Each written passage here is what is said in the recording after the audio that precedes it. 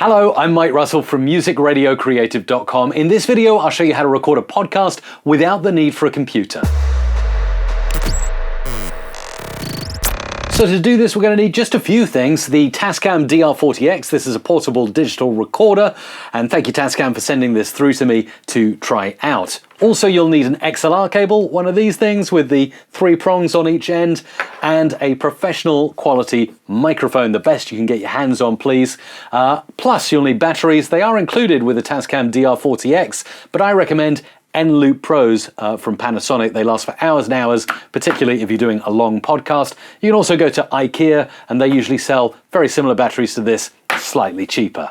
So let's get into the Tascam DR-40X. It's a brilliant portable recorder that I've been using a lot recently. It comes in a box, and there it is with an instruction manual. There it is, and then you just insert the batteries. Actually, batteries are included with the DR-40X, which makes it super easy. So let's get it out of its plastic coating.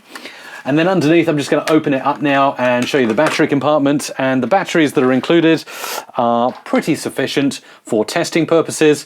And then get those N-loops in, these wonderful N-loops, once you're ready to start going pro for hours and hours, because these will get you through your first few hours. And then the rest, you are going to do with your N-loops. Let's make sure to get all those batteries in nicely. Plop it in, battery cover on, power on using the stop button right there, and you'll see it comes alive. There you go, pretty simple. You can select your date and time, enter that. For the moment, I'm just going to scroll through that and set it all up so we can get straight into the display. Would I like phantom power on? Well, this is where I get to choose the microphone I'm using with this. At the moment, it's on mic and phantom. That's good if you've got a condenser mic like I have that requires 48 volt phantom power going into it. Lots of mics don't, like for instance, dynamic mics don't. Also, lav mics, like the lav mic I'm wearing, that doesn't. And just be careful, if your mic doesn't require phantom power and you send phantom power out of these XLR connectors here, your mic could possibly get fried. So be careful with that. Make sure you only enable it if you need to. So I'm going to say, yes, I'm sure I need this. And then we connect it all together. So we simply plop this into the back here, like that. And then we connect the XLR into the microphone, like that. And then you'll see absolutely no levels coming in. So what do? Hit record. Now we got levels, but the levels are coming from the mics on top. That's the peak light going on. There's a bit of peaking going on there, obviously, because I'm bashing the microphones. So I need audio from here. Click stop, go into rec mode, recording mode, and you can go from stereo. You can choose all kinds of different selections. Mono there, stereo, dual. Dual is pretty good because you can actually choose to pad the dual level so that on the left channel you've got normal volume, and then you can set up a pad here. So you've got one channel at normal volume, another recorded slightly lower. So if you peak, then later on in post you can go and take the lower recording. But we're going to keep going through until we get to 4 channel. And the external in will be the external left and right. So then we record from the condenser mics on top and also our microphone here. So we kind of have a backup if you like. Back in, hit record, and now you can see, wow, there are 4 different channels coming in. We've got condenser left, condenser right, and the external microphone.